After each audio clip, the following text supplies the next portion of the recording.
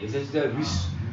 olu bɛ tesi bi na tesi kan kɔni u bɛ ka lakana cogo bɛ ka lakana ten bon bref mais e yɛrɛ fɛ est ce que France tun man ka ye nin janfa in mais a yɛrɛ ko k'a bɛ taa a kan ka taa nin kalo ye tile 17 le dernier militaire français doit quitter le territoire e b'o faamu cogo nin man ka bali la parce que attaque kɛra don min un jour avant ça u bɔra k'a fɔ k'olu taara djihadiste dɔw frapper dans ces zones là aw fɔra aw ka bɔ an ka jamana kɔnɔ a partenariat t'an ni ɲɔgɔn cɛ baara ɲɔgɔn ta aw bɛ mun opération wɛrɛ kɛ an ka jamana kɔnɔ o de b'a yirala k'a fɔ nin bɛɛ de ye kuma fɛnw ye k'a fɔ ko ninnu kun ma sigi n'a ye teliya la anw bɛ se k'a fɔ k'u ka bɔ an ka jamana kɔnɔ a bandu la n'i y'a jateminɛ o kɛlen don ka procédure min engagé Mali contre la u bɛ wari de prêter ka chamalière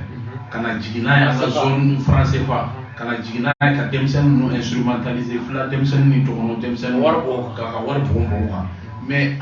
o procédure bɛɛ de bɛ ka foirer u bolo parce que wari kɛra i bolo cogo cogo ni jamana t'i bolo k'i sigi n'a wari i bɛ taa n'a ye bon anw ka jamana ala y'anw dɛmɛ anw sera ka anw ka brassage ethnique n'an ka brassage culturel sera ka a to an sigira ɲɔgɔn ma ka se degré bɛɛ bɛ k'a faamuya sisan k'a fɔ ko yɔrɔ djihadisme an k'o ta ka bɔ tableau kan djihadisme ko kuma tɛ Mali kɔnɔ anw ye silamɛw ye mɔgɔ si ma bɔ yɔrɔ la k'i bɛna maliyɛnw obligé k'u ka kɛ silamɛw ye donc terrorisme n'i y'a jateminɛ terrorisme créé la cogo di américains de mujahidinw créé Afghanistan ka na Russie kama donc o de kɔlɔlɔw jiginnen filɛ nin ye toujours autant ka position poste la n'u b'a fɛ k'i bolofɛnw daraki u bɛ na ni nin kumakanw de ko terrorisme olu de b'u armé ka na jigin ka mɔgɔw ka jamanaw déstabiliser k'u bolo nafolofɛnw ta mais min kɛra anw sutura yɔrɔ ye France ye diɲɛ jamana bɛɛ depuis esclavage ka na colonisation na ka na néocolonisation na u donna ni mɔgɔw ye ka mɔgɔw kun kari ɲɔgɔn na o de la u sera ka se diviser pour régner ɲɛ mais Mali kɔnɔ anw ka brassage an ka culture nous sommes une vieille nation et puis avec une vieille civilisation ala barikala minnu y'an ka k'a daminɛ les pères fondateurs de notre pays u ye jamanadenw la don ɲɔgɔn na ka se degré ma u ka ni politique de ma se ka marcher u bolo Mali kɔnɔ donc kɛlɛ in an b'an cɛsiri dɛ fɛn wɛrɛw bɛ na min ka jugu ni nin ye mais c'est pourquoi an tɛ se ka kulonkɛ an ka sɔrɔdasiw ka vie la an tɛ se ka kulonkɛ maliyɛnw joli de bɔnna nin ko kɔnɔ kojugu donc an ka wuli k'an cɛsiri an ka taa France yɛrɛ ka histoire la n'i ye France kelen lajɛ France kelen ma wuli ka taa diɲɛ yɔrɔ si ka kɛlɛ k'a yɛrɛ kelen ka se b'a sɔrɔ a kɛlɛ kɔnɔ a bɛ gulongulon mɔgɔw de la toujours donc sisan u nalen bɛ kolon farafinw yɛrɛ de fana utiliser pour que ka se ka anw kɛlɛ mais an ka taa tagalen ɲɛfɛ anw ye posture min ta segin kɔ tɛ yen bilen n'an bɔra précaré français min filɛ nin n'anw bɔra a kɔnɔ an ka bɔ nin zone franc in kɔnɔ an ka bɔ nin jɔnya juru in kɔnɔ France bɛ balo Afrique de la n'o tɛ cogoya foyi tɛ France bolo n'i ye France yɛrɛ ka économie lajɛ Afrique continent mun bɛ ka juru min bɛ Afrique continent mun bɛ la ça fait 800 milliards euros o de juru bɛ Afrique continent les 54 pays mais France kelen 3000 milliards euros de juru bɛ France la 3000 milliards juru de bɛ France la France ne vit que du crédit mais o juru sugu bɛ la e bɛ se ka na cogo di k'e bɛ se k'anw dɛmɛ ou bien ko k'anw na développer an ye partenaire diversification min kɛ partenariat la an ka continuer toujours k'an ka partenariat solidifier avec la Russie et puis avec la Chine an ka wuli k'an jɔ sisan an kɔni filɛ ka sira min ta ka ɲɛsin jamana ma vraiment ne ɲɛ tɛ échec la an taabolo nin kɔnɔ na. E yɛrɛ fɛ e mun faamu de toute façon nin na an bɛ armée fo dan tɛ fo min na an ka finitigi bɛɛ an ka finitigi bɛɛ ko k'u bɛɛ fo ka foli bɛɛ yan badabada foli parce que u bɛ baara min na u bɛ ta ka bɛɛ min na ala dɔrɔn de b'a dɔn mais i t'a dɔn k'i to bamakɔ yan clinique kɔrɔ ou bien marabatigɛ ɲimi na non mobili ta dɔrɔn k'i bɛ taa san walima moti mobili ta dɔrɔn k'i bɛ taa keɲeba walima k'i bɛ taa kayi mobili ta dɔrɔn k'i bɛ taa ɲoro ou bien k'i bɛ taa diboli i bɛna faamu an ka fininatigiw ma fininatigi bɔ fininatigi la i b'a dɔn u bɛ fɛn min kɔnɔ est-ce que y'a faamu parce que kuma dɔ ala ni barika ni cɛsiri Bamatu ka tasuma b'u la a ka girin an ka cɛdenw ta ye mais fɛɛrɛ ni cɛkisɛya o b'u bɛ yen parce que hakɛ an bɛ hakɛ de kɔnɔ wa Faransi taara a dabila f'a da jeli ma donc i ye min fɔ effectivement il faut que maliyɛn bɛɛ k'u cɛsiri an ka continuer an k'an ka armée dɛmɛ bi bi in na en tout cas résultat min jɛlen don n'a tɛna mɔgɔw ɲɛkisɛ ci o armée ka résultat nɔgɔ t'o la wuli bali o de kama a fɔra maliyɛn cɛ mana muso i bɛ yɔrɔ o yɔrɔ Mali kɔnɔ ani Mali kɔ kan an ka dugawu kɛ an bɛ se ka armée dɛmɛ ni fɛn o fɛn ye min bɛ se fɛn fɛn na i k'a lase an ka finatigiw ma i ka surun yɔrɔ min i bɛ se ka min kɛ i k'a f'u ye i k'a k'u ka denbaya fana ye parce que u jɛn'u ka denbaya kɔ ka jɛ fɛn bɛɛ kɔ ka taa k'u ka faso kuma kɔ donc bi bi in na an bɛ kɛlɛ min na kɛlɛ in a jugu ka ca bon an nana yan dafɛ jamanaw fana na Niger ta f'i ye bon Côte d'Ivoire fana bi bi in na an n'u ko tete ka da mun kan u ka cɛ 49 min minɛna an fɛ yan parce que u minɛ kuma u ɲininkala k'olu t'u kalama k'olu t'u dɔn bon f'a nana se yɔrɔ la sisan ko non k'olu b'u dɔn komi a y'olu ordre de mission ci ka sɔrɔ a si ma ci bon kumaw cayara mais an nana jateminɛ ka fɔ fɛn min y'an ni Côte d'Ivoire cɛla ye an minnu ye kunnafonidilaw ye ani société civile ani force vive an ka san kumacogo la ka da kan an ka fasodenw de fana sigilen bɛ yen parce que jamana tɛ mɔgɔ bolo k'i sigiyɔrɔ dɔ de y'i ka jamana ye i si y'a faamu donc an ni Côte d'Ivoire cɛ kɛlɛ tɛ se ka to an cɛ min bɛ o bɛ Assimi ani Ado de cɛ mɔgɔ wɛrɛ ma n'i da don a la e ta ye ko wɛrɛ ye mais anw ka jateminɛ na bon e yɛrɛ e ye mun faamu la en tant que diaspora en tant que patriote tout court i ka nin ɲininkali diyara n ye kosɛbɛ n bɛ n profiter nin yɔrɔ in na ka n ka président fo tuguni a bɛ se ka cɛsiri de ma malidenw dɛmɛli la dogo la ni kɛnɛ kan hali ni mankan ninnu kɔnɔna na sauf diplomatie a bɛ se ka fɛɛrɛ fɛn fɛn kɛ pour que nin tension bɛ se ka jigin tuguni a b'o cɛsiri kan i ko ko kɛlɛ in bɛ Assimi ni a tɔgɔ ye di ɲɔgɔn faamuya wɛrɛ bɛ Assimi ni Ado de cɛ problème tɛ Assimi ye voilà problème tɛ Assimi ye yɔrɔ min non ni c'est-à-dire wagati dɔ de kuma sera jamana ko don an tɛ se k'an sigi bilen k'an bɛ musala haka la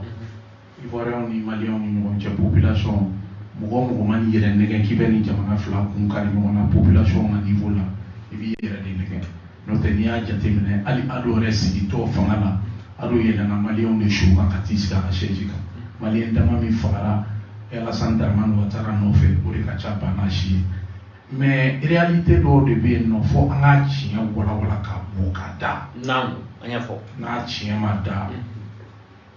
an tɛ se k'an yɛrɛ sɔrɔ ayiwa bisimila musalaha ka bɔ nin ko kɔnɔ parce que musalaha ka bɔ ko kɔnɔ a ka bɔ a kɔnɔ a ka bɔ a kɔnɔ pewu an ɲɛfɔ parce que depuis ko daminɛ na n'a fɔra ko mercenaires don bɛɛ bɔra k'i ka kuma fɔ ka définition di dɔw y'a kɛ nkalon ye dɔw y'an ka gouvernement yɛrɛ lagosi alors que fɛn min kɛra a définira a bɛnna mercenariat cadre de kɔnɔ Diko contrat min signera SAS fɛ avec le gouvernement ivoirien an bɛna an da don a kuma la an bɛna an da don a kuma an filabagaw ka hakɛ to u ka lamɛnni kɛ nin tɛ k'a fɔ ayiwa kɛlɛ furugufurugu donna mɔgɔ fila ni ɲɔgɔn cɛ an bɛ delili kɛ an ye sɔrɔdasi bɛɛ 49 in bila u ka taa kɛlɛ ka ban non o fɛn sugu tɛ a kɔnɔ ka dun et puis mɔgɔ min nana i fɛ i fagali kama i ka jamanadenw fagali kama i ka sɔrɔdasiw fagali kama u nana ni kɛlɛkɛminɛn sugu minnu ye ninnu tun kɛlen don ka labɛn min kɛ nin ye an bɛna an da don a la k'a walawala ka bɔ ɲɔgɔn kɔnɔ Afrique kɔnɔ yan nɔ depuis dans la nuit des temps Faransi y'a a bolo ko ka bɔ France yɛrɛ tɛ don Afrique francophone kɔnɔ bilen kana mɔgɔw faga depuis Bob Denard ninnu ka waatiw tɛmɛna u bɛ africain wɛrɛ de utiliser k'o kɛ super homme ye zone kɔnɔ zone West Afrique zone centrale Afrique centrale depuis Bongo ninnu ka temps na mais zone West Afrique la u fɛ Boigny de tun b'o pouvoir n'i y'a jateminɛ hali ka wuli ka taa président sigilen ka taa assassiné ko foyi ma bɔ a la parce que a kɛra France Afrique ko de kosɔn min y'a kɛ ani Faransi bolo bɛ ɲɔgɔn bolo a bɛ ka Faransi ka baara de kɛ donc a ma minɛ tribunal ma a jugé a ma taa yɔrɔ si foyi ma bɔ a la n'o ye Blaise Compaoré a ye presque 3 décennies de kɛ ale fɛnɛ tɛmɛna n'o relève kelen ye Faransi depuis 1960 ka n'a bila bi la jamana coup d'état kɛmɛ de organisera Faransi fɛ an bɛ ka continuer k'a compter jamana ɲɛmɔgɔ 27 de fagara Faransi fɛ c'est très bien documenté sɔsɔli t'a la donc Alassane Dramane Ouattara kɛlen don k'o posture de ta k'i kɛ super homme ye ale bɛ France Afrique baara kɛ Faransi ye donc ni mais est-ce que ka balatigɛ tɛ est-ce que Alassane Dramane Ouattara seko b'a la i seko b'a la i seko t'a la o kɔni o ye kuma wɛrɛ kɔni mais i bɛ ka min acte minnu poser anw b'o de lajɛ parce que a kɛra cogo o cogo diɲɛlatigɛ kɔnɔna na ko mana don i ni i baden anw ni Côte d'Ivoire ye badenw de ye Dramane Ouattara kelen filɛ nin ye tuma min a bɛ fanga nɔfɛ nous on a pensé qu'il a été opprimé anw y'a dɛmɛ politiquement hali Choguel kelen min filɛ nin ye Choguel tun bɛ communication sous-régional ɲɛmɔgɔya la Choguel de TCI dayɛlɛ ka di Alassane Dramane Ouattara ma pour que a bɛ se ka taa campagne kɛ parce que télévision contrôlée don Laurent Gbagbo bolo donc i b'i miiri i ko o ko sa n'i bɛ fɛ k'a kɛ i b'o kɔfɛ k'o lajɛ mais an ka tɛmɛ o kan parce que an ka bɔ mɔgɔ adamadenya kɔnɔ adamadenya tɛ yen bɛɛ b'i ka nafa de ɲini na donc anw fɛnɛ b'an ka nafa de fɔ depuis ni mɔgɔ 29 in nana don min o de kama k'i ma kuma daminɛ ni 49 in ko Assimi ni Alassane fɛ problème tɛ an ye mɔgɔ n'u minɛna les 10 an ka chef d'état-major i bɛ n'a ye o de kɔnɔna na ni à travers contrat min bɔlen filɛ nin ye k'a da SAS ye contrat min signé ni Côte d'Ivoire gouvernement ye a signera Ivoiriens ka a tɔgɔ ye chef d'état-major de fɛ Lassina Doumbia ale de chef d'état-major des armées en Côte d'Ivoire ale de nana Bamako yan ale de ni allemand dɔ bɛ yen nɔ a tɔgɔ ye Stéphane Kohler a n'o de sigira u ye nin contrat in signé a ma contrat in signé a tɔgɔ la a ye contrat in signé Alassane Dramane Ouattara de tɔgɔ la ani Tɛnɛ Ibrahima tɔgɔ la c'est-à-dire i y'a fɔ cogo min n'i ye contrat in na cogoya lajɛ quoi anw tun ka jamana kɛra de c'est-à-dire u n'ale bɛ mercenariat de dayɛlɛ an ka jamana kɔnɔ au vu et au su de tout le monde diɲɛ mɔgɔ ɲɛ b'a la u ni hali MINUSMA ka responsabilité u y'a dégager mais Olivier Delgado a bɔra ka déclaration minnu kɛ a kuma la i y'a dɔn k'a fɔ a tun bɛ fɛ ka ninnu ko dogo a si ma ɲɛna b'u bolo Allemand fɛnɛ ka gouvernement Mali kan ka Allemagne ambassade wele k'a interpeller k'a ɲininka mun de bɛ yen parce que n'i y'a jateminɛ nin ko Stéphane Kohler nin filɛ nin a ye contrat in signé avec Doumbia Lassina Doumbia cɛ mais non seulement au nom de SAS mais en même temps en tant que représentant du contingent allemand donc n'o bɛ kɛ un simple privé i tɛ se ka na ka contrat signé jamana tɔgɔ ambassadeur b'an ka jamana kɔnɔ yan nɔ donc ka weleli kɛ ka ɲininkali kɛ c'est pourquoi ne sago yɛrɛ min ye ne ka laɲini ye min ye u ka commission d'enquête parlementaire dɔ lasigi ka nin ko in ɲɛɲini k'a fɛsɛfɛ ka bɔ ɲɔgɔn na SAS a adresse filɛ nin ye rue 26 porte 352 Badalabugu Est donc a kɛra cogo di nin compagnie sugu sera ka créer anw fɛ yen et puis ka na aéroport ta k'a kɛ ka sayi et puis ka jamana sigi jamana kɔnɔ nin fɛnw bɛ nin clause bɛ nin contrat kɔnɔna na ni i y'a lajɛ i bɛ masaya sigi ala ma ni sera ka se kɛ anw ka jamana kɔnɔ u nana ni système de mercenariat de kana sigi an ka jamana kɔnɔ yan nɔ avec nin compagnie ni cɛ min ye nin passeport Stéphane Kohler ni a ye passeport min utiliser contrat in signé la passeport allemand do passeport in numéro yɛrɛ filɛ nin CFG PHCH 41 passeport allemand do Donc, aller de Côte d'Ivoire, c'est là qu'il y a un contrat signé au niveau de Bamakoya. Quand on est Ivoirien. Bon, on est ici, ça a gagné. On a gagné, c'est qu'à quel tour il y a depuis 2019, Alassane Dramane Ouattara Bora a fait une rotation chez Guinée. C'est pas une rotation, c'est 16 rotations. Ah 16 rotations. Parce que nous contrats qu'on a de là, il y a des détails. Ni rotation, mais que chaque 3 mois. Nous, il va déterminer de 2019 à 2000, ça fait 4 ans. 4 ans, ni rotation, sans clé, rotation, ni de sans clé. Donc, rotation, ni au que ça, ça te fera 16 rotations au lieu de 8. Et puis, mis à la Djoumaro et Touni, vous pouvez donner tiens, à te contrôler. SAS, des métaux, maintenant, nous avons armé de Malikono à te passer douane à Polokan. Donc, depuis 2019, à nos jours, à la Faralanka, en Polodara, Nouka. Donc, c'est pour que le contrat intégré, il faut que la exigence, contrat exigence,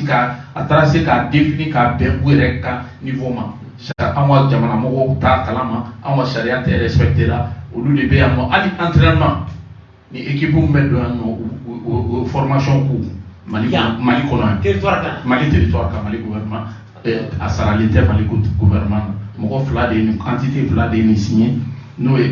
Côte d'Ivoire République de la Côte d'Ivoire et puis à Togo donc a ira la belle assistance ka fo mercenariat de Kondo Alassane Dramane Ouattara Côte d'Ivoire sera sous-utilisé. Et puis, clause de contrat qu'on a d'abali de Tumeba. Ni mon nous flâner, ou quelqu'un maintenant définir nous, ou sera fini ni fait de aller casquer ni fait définir nous. Mais quand là, obligation de anglais de obligation. Le comment anglais de là,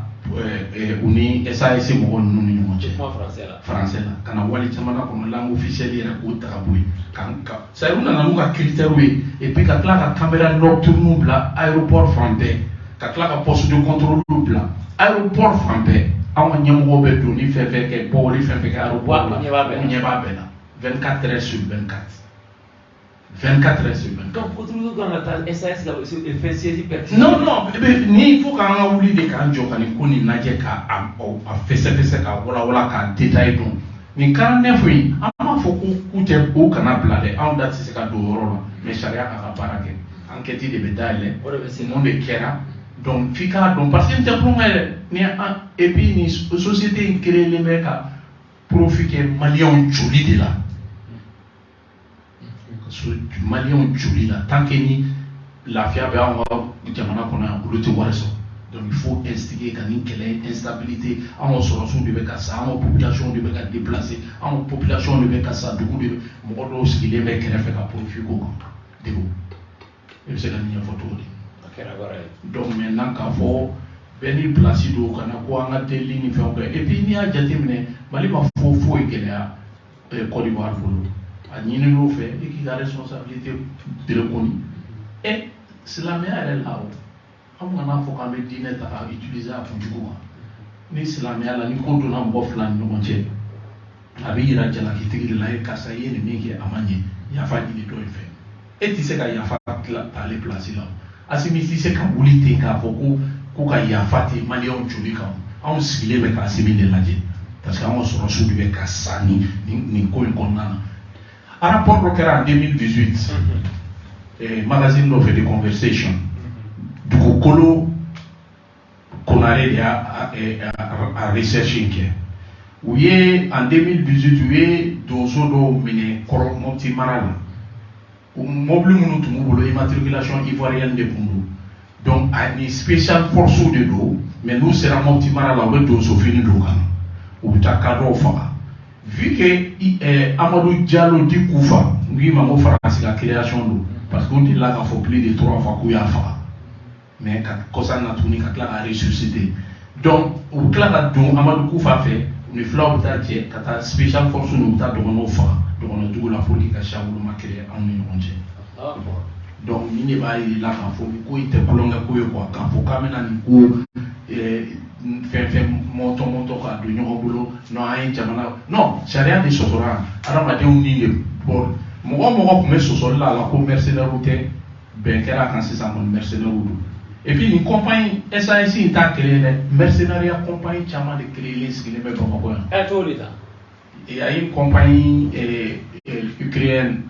hélicoptère Ukrainian Services olu ni MINUSMA de bɛ baara la u n'a ɲɔgɔnna camanw don i ka émission wɛrɛw la n bɛna an tɛ kuma kun fɛ information de b'an bolo n bɛna a détails bɛɛ ta ka d'i ma mais an ka continuer nin fɛn kan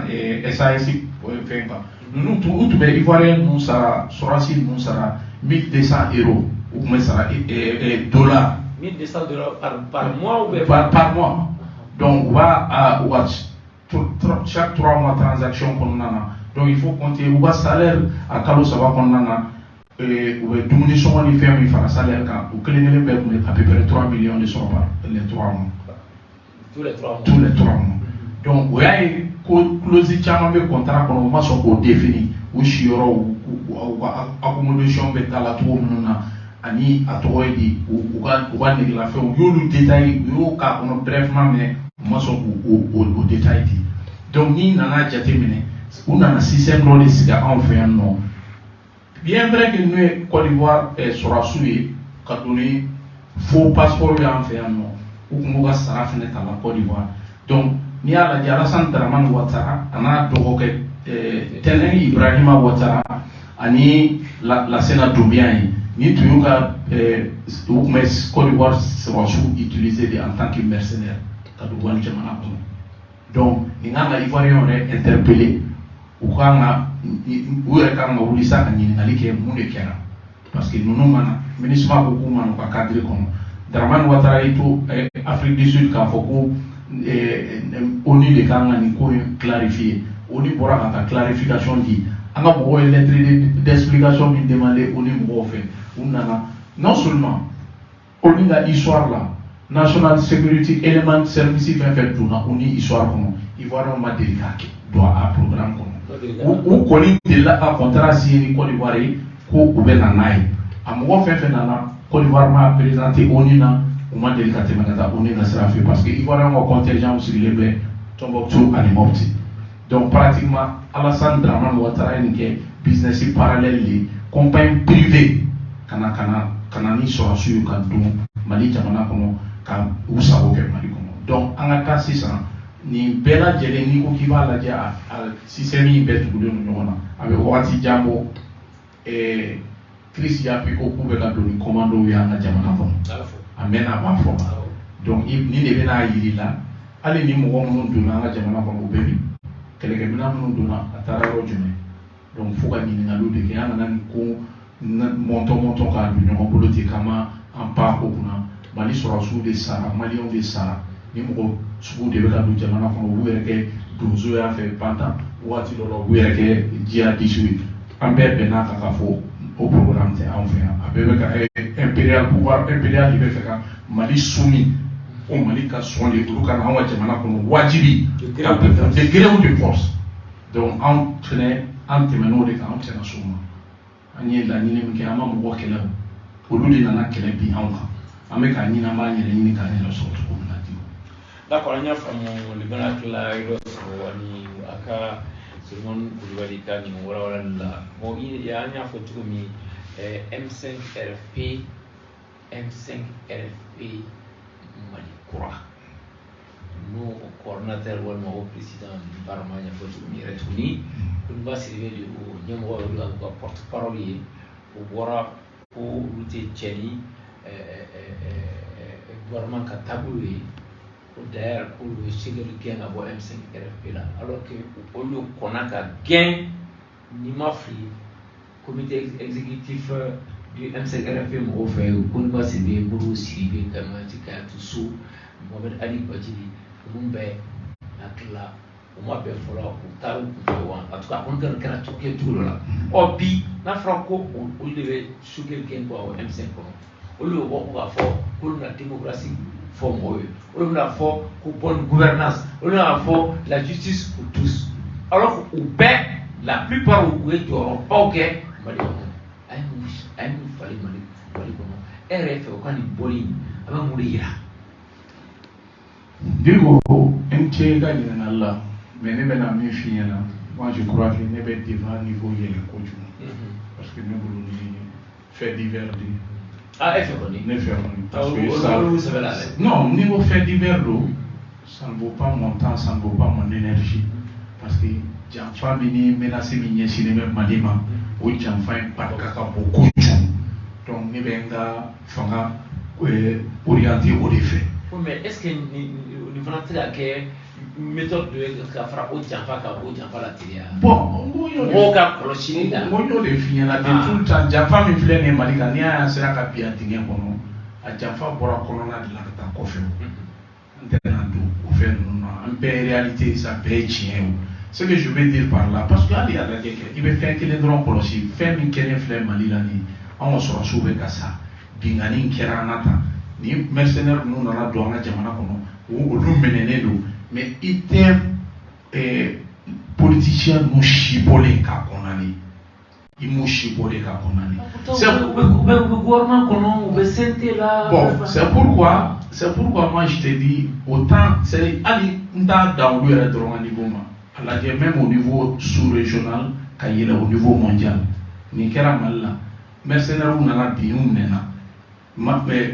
OUA ma kuma, CEDEAO ma kuma, Nations Unies ma kuma ko foyi parce que min kɛlen don k'a kɛ komi n delila k'a f'i ye cogo min o b'olu de ka baara la n b'o fɔ ka da sababuya jumɛn kan Alassane Dramane Ouattara n'i y'a jateminɛ hali sariya fɛn fɛn passera justice de la CEDEAO la a y'a yira k'a fɔ a t'a sariyaw bato cour de l'UMOA a décidé k'a fɔ ko u k'u ka sanction da Mali kan mais u tɛ se ka Mali wari minɛ a m'a lamɛn donc n'i dun y'a jateminɛ hali o zone CEDEAO la ale de tun ye anw ka peine holder ye ale de sanction régiment Côte d'Ivoire de y'a rédigé donc Côte d'Ivoire de UMOA associé sanction régiment na donc ka n'a lajɛ nin kɛra anw na bin kɛra an kan de adamaden i mɛnna mɔgɔ tɔɲɔ la mais Ala bɛ yen bin kɛra an kan mais diɲɛ mɔgɔ si ma bɔ ka condamnation kɛ nin ko ninnu kan donc y compris à l'interne an ka politicien donc ne ka problème tɛ ne ka énergie o tɛ olu ka fanfɛla ninnu ye ne bɛ tɛmɛ o kan quoi c'est pourquoi an ka débat niveau yɛlɛ kojugu quoi. O parti kelenw tuguni bi na en tout cas qui se disent parti politique ko ka autorité indépendante sur les élections ko o mɔgɔ minnu kan o baara kɛ ko k'o liste sigi bi na nana ye parti politique yɛrɛ tɛ ka bɛn u kan ka mɔgɔ min sugandi a tɛna i ka kuma fɔli la sisan. N ye min f'i ɲɛna o de kama effectivement n'i y'a lajɛ quoi mankan caman cira hali lège ko in na donc ka fɛn kɛ ni bɛɛ ye fɛnw de ye ni bɛɛ b'a fɔ de ne de ka k'a kɔnɔ donc ni parti ka ca mɔgɔw kan ka sacrifice kɛ ka u muɲu ka jamana la an bɛ période transitoire de la politique définition c'est la gérance des cités élection bɛna se sisan an bɛna élection de kɛ donc olu de ye parti politique ye an bɛna vote kɛ an bɛna lajɛ maliyɛnw n'u bɛna sɔn an ye san 30 tɛmɛnen kɛ cogo min n'u bɛna o mɔgɔ wɛrɛw de ta ka sigi an kunna an bɛna lajɛ c'est pourquoi o choix bɛ maliyɛnw bolo quoi ne ti don détail ninnu kɔnɔ mais lège la sisan k'u ma se ka bɛn ne kɔni bɛ min ɲini gouvernement fɛ an ka avancer temps tɛ yen bilen o an bɛ fɛ ka jalon minnu ta élection nata n'i y'a ye gɛlɛya fɛn fɛn bɛ Mali kan bi nin yɔrɔ in de don quoi parce que an bɛ ka élection labɛn cogo min an bɛna kalafili kɛ cogo min na ni Ala sɔnna jamanadenw de ka mɔgɔ sugandilen bɛna kɛ président ye Ala sɔnna donc o dun tɛna bɛn pouvoir colonial ma o bon ni politique mɔgɔ ninnu fɛnɛ filɛ nin ye u caman bɛ mankan caman cili la moi je pense que u ka comme Alassane Dramane y'a fɔ cogo min u ka jisumani dɔ k'u ka ɲɛmakuji la an ka élection makɔnɔ quoi. sama wagati ye quoi. U ka ji kɛ u ka ɲɛmaku ji la i y'a fɔ cogo min o bɛ se ka kɛ an bɛna lajɛ n'u bɛna se ka kɛ mais an y'a jateminɛ fana kɔsa na fɛn min ye lutte contre la corruption ye gouvernement ye mandat d'arrêt international da mɔgɔ 4 kan n'o ye Boubou Cissé o tun ye ministre des Finances et Premier ministre d'IBK, Tchema Iber Koulibaly, ministre de la Défense et des anciens combattants, et comment dirais-je, Babaliba, l'ancien directeur général de la BMS-SA, et Mamadou Igor Tchara, qui fut ministre de l'économie et des finances aussi, ni Bouboulo remplacé. Hakili Dignana a mis un dossier kono. Nous l'achat de 36 blindés dans les rapports blindés en carton. Et à qui vous prenez l'officier de l'ARA Katia Toubakou blindé en carton de voilà que c'est pas bon. Bon, bref. Tchema Koulibaly, le ministre de la Défense, allait au contrat signé. Non, Tchema Koulibaly, ministre de la Défense, allait au contrat signé les sociétés sud-africaines Paramount pour que au Canada 36 blindés. Ok? On voit au Conon, comment dirais-je, Maurice Igor Djara, le ministre de l'économie et des finances. À contrat, on a 1 000 francs parce qu'on a traité un gars qui volait dans le Mali de bien Conon. Qu'à fois qu'à 20% dit société privée, Paramount, ou qu'il est qu'à Warsara dollar là. Mais Warsara les fana, avec sera de 10 millions d'ira, 10 millions d'ana, ou baissera. Pour eux, qu'on a là, où y est mon Igor Boy, Kanani Boubou Sissé, où est Tchena Oulika Boy, comme on fera son Koroma, Kanani Tchema Iber Koulibaly. Il y a voilà, défense là. Donc, au mi kebe, au lunana ira, Bouni Tchema ira kafo, non, contrat sera, euro de là, qu'elle est en violation du contrat signé. Flanant, quand sera après fourniture, le câble sera cash. Au cash pendant 1000 francs, war sera là, blindé, ben mal livré. Vidine de livré là. Bon, en Aïra, quand on a sera tout là, État est perdu parce que n'a fera qu'à euro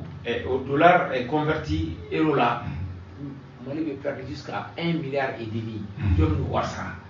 Bon, donc pour beaucoup de qu'on a là, on en a mis où il y a un mandat d'arrêt y compris Mamadou Igor Djara,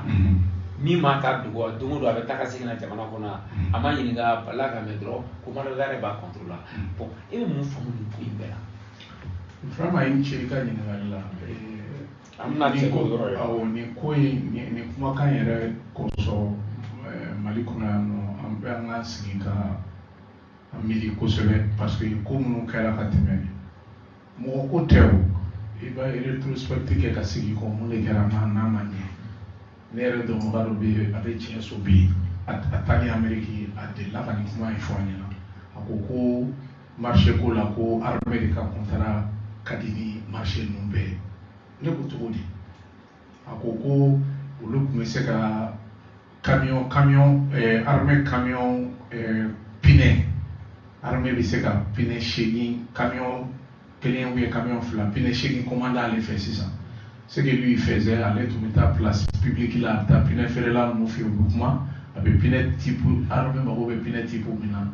a b'a o ta sisan a b'a charger camion kɔnɔ n'a nana u bɛ na magasin dayɛlɛ. Ale yɛrɛ bɛ ka nin fɔ cogo min k'i bɛ profit kɛ facilement ne ko cogo di i bɛna ni mobili nana charger le pinɛ na i bɛ arrière kɛ ka jɔ magasin da kɔrɔ donc magasin personnel u bɛna ka constater k'a fɔ minɛn nana après u b'a datugu a nɔ la camion bɛ tila ka bɔ ni camion pinɛ ninnu ye ka taa di fournisseur ma u bɛ pourcentage dɔ d'u ma minnu bɛ magasin na pourcentage dɔw bɛ d'u ma ale yɛrɛ bɛ pourcentage dɔ ta c'est pour te montrer combien nous est système ne pas mais comme ça et il bolo ko profit facile n'est-ce pas est-ce qu'il va loquer avec un colonge IRN ni andika jamana ni de la même problème ni équipement nous demander ou mako de balle ni kele wula ou fait tout pour transport ni fait on a mais au beaucoup ta ko wari tienta il va faut ko ala ko 2 ans après 2012 problème ina na wuli ka planta là donc ne be mi ni trop justice da ka parake ni ay ko caman gɛlɛyara Mali problème ni c'est tellement complexe ni gouvernement tun ko k'a b'i ɲɛsin ni kɛlɛ ninnu ma o tun bɛ passer par les pouvoirs exogènes de k'a k'i n'a fɔ politique kɛlɛ don ne kɔni bolo sisan an bɛ k'an yɛrɛ sɔrɔ armée ka niveau la ɲɔgɔn faamuya o la d'habitude fɛn dɔ bɛ yen nɔ an bɛɛ k'a fɔ ko jɔn ko ala maliyɛn ka teli mɔgɔ ka juguman fɔli la mais ne bɛ se k'an da to ara an ka mɔgɔw bɛ mɔgɔ ka ɲuman fɔ Tiɲɛna Kulibali ye min tɔgɔ fɔ nin ye moi j'ai allé côtoyer il était l'ambassadeur du Mali aux États-Unis il était ministre des Finances même transition 2012 transition in na ale de tun ye ministre des Finances ye ko bɛɛ kɛ k'a ka wari labɔ a ma sɔn cogo si la ka diɲɛ ko bɛɛ kɛ o contrat transition ka mandat tɔ tun tora quelques semaines ye u nana ye k'a fɔ a tɛna wari labɔ u ye a ye wuli ka bɔ yen ka na ni mɔgɔ wɛrɛ k'o kɛ ministre des Finances ye k'a bila département wɛrɛ la u tun bɛ wari min nɔfɛ k'a labɔ ka taa n'a ye donc moi je pense que nin waati ninnu fɛnɛ na minnu ye cadre vraiment honnête ye minnu ye cadre ye ko minnu ye kɛlɛ kɛ jamana ka nɔfɛ wagati gɛlɛnw na an ka to k'u fɛnɛ ka ɲuman fɔ donc mɔgɔ fɛn fɛn impliqué len bɛ nin ko in kɔnɔ nin man ka kɛ ko gɛlɛn o a ye na bɛɛ ka na bɛɛ ka n'i yɛrɛ expliquer ni min jo b'a la a bɛ fɔ ni min jo t'a la donc ni cɛman ni babaliba olu tɛ jamana kɔnɔ olu bɔra o ka na e bɛ se ka i fa jamana to tasuma la tan tɔ cogo di i bɛ boli o tɛ nin garan tɛ na Abidjan bon c'est pourquoi i ɲɛ b'a la ko caman kɛra kɔnɔwari ko in na quoi comment dirais-je a ko kuma ka ca quoi hali o mɔgɔ ninnu caman filɛ hali Mamadu Aina Camara yɛrɛ proclamé self proclamé Côte d'Ivoire de k'i yɛrɛ kɛ président donc ko caman bɛ ka taa an ka jamana sɛgɛrɛ que on ne mérite pas parce que n'i y'a lajɛ malgré nin bɛɛ bɛ ka k'an na an ka jamana ɲɛmɔgɔ ye sagaw ta ka bila ka taa di Alassane ma Selima sagaw ni fɛnw hali embargo fɛnɛ b'an kan an ka togo Seliba Suruɲane ka jamana dayɛlɛ saga dɔw ka feere u ma ani Côte d'Ivoire mais toujours américains ka fɛn dɔ bɛ yen nɔ ko fool me once shame on you but fool me twice shame on me e ye ne nɛgɛ siɲɛ kelen foti b'e kan mais n'i sera ka nɛgɛ siɲɛ fila e nɔ tɛ o ne de nɔ ye donc an ka wuli k'an jɔ an ka jamana in fɛn fɔ an bɛɛ lajɛlen ne yɛrɛ vraiment je suis très fier de vous i ka faso ko ɲɛ b'a degré la i bɛ kɛlɛ min kɛ faso ko la an bɛ nin de ɲini an k'an bolo di ɲɔgɔn ma e ye faama ye ne ye faama ye bɛɛ an bɛɛ kelen kelen bɛɛ ye faama ye américains ɲuman na ni an bɛ nin gɛlɛya sugu kɔnɔna na ni mɔgɔ mɔgɔ ye fɛn dɔ ye ko a t'a cogoya la i kana fɔ i bɛ sariya ta i yɛrɛ tɔgɔ la mais a ɲini i k'an ka ɲɛmɔgɔw ladɔnniya ka bɔ kuma kɔnɔ if you see something say something n'i ye fɛn dɔ ye fɛn dɔ fɔ pour que jamana kɔnɔ bi an bɛɛ de wulilen don k'an bolo di ɲɔgɔn ma c'est l'union toujours ne bɛ n fanga d'o de ma c'est l'union sacrée n'i y'a ye Paul Kagame sera k'i yɛrɛ sama ka bɔ ni impérial système kɔnɔ il a eu la confiance de son peuple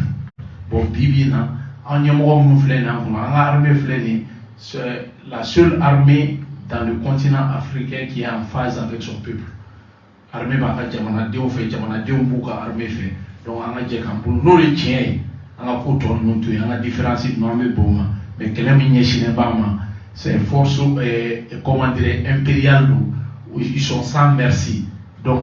n'u bɛ na ils n'hésitent pas hali k'an ka ɲɛmɔgɔw faga donc o bɛ ko min kɔnɔna na an tun tɛna sigi Afrique kɔnɔna na tout le temps o ye jamana ɲɛmɔgɔw faga Sankara faga cogo la population y'u sigi ka lajɛ foyi ma bɔ a la mais anw ka président hali ni mɔgɔ ye gari kɛ ka kala kɛ ka wagasi i b'a sigilen sɔrɔ i ɲɛ sira la. Effectivement, le président cɛ o cɛ i mana wuli k'i bɛ sama i na maliyɛnw i bɛ yɛlɛ maliyɛnw de souvent yanni ka sama o kuma ye wulibali ye o kuma bɛ mun yira halisa a bɛ segu makɔrɔw k'u fɛ u ka wulikajɔw n'u ka cɛsiri la ko halisa an ka bɛn ko minnu bɛ jamana kunna k'u k'u jija u ka bɛn u kana sɔn mɔgɔw k'u fara u ka u tɛgɛ di ɲɔgɔn ma tant que u bɛ sira min kan u m'u bila kɛnɛ kan an bɛ sɛbɛya sɔrɔ mais n'u ye sira bila a damanu la mais Mali kɔni bɛ kuma bɔ parce que halisa ka Mali dɔnnibagaw bɛɛ lajɛlen fo cɛ fara muso kan denmisɛnnin maabakɔrɔw u bɛ Mali fan o fan tan ni naani hali minnu bɛ taara tuma la ci la halisa k'u bɛɛ fo donc nin tun ye kibaruya ye an sera ka min da o tulo kan k'an bɛɛ siɲɛ wɛrɛ a balimakɛ don Bukari Diko an ka maa wɛrɛ Solomani Kulubali au conseil islamique au conseil malien d'excellence olu ka chaîne communication don diaspora mɔgɔ fana don parce que américain don malien don africain don k'an bɛɛ siɲɛ wɛrɛ